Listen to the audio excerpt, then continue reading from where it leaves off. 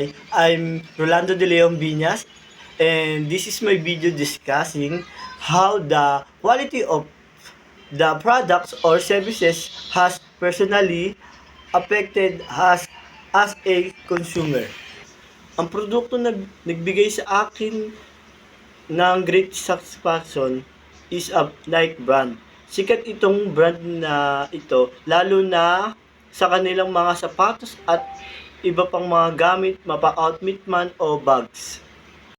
And it's comes rin po kasi sa kanilang mga produkto, matitiyak talaga natin na dekalidad at matibay, worth the price. Kumbaga, mas okay talaga na bumili ka sa physical store, first hand, para sa ganun, makakasigurado ka na okay yung kondisyon ng products. Mas masisigurado mo kung matibay ba o worth it yung nabili mo or hindi.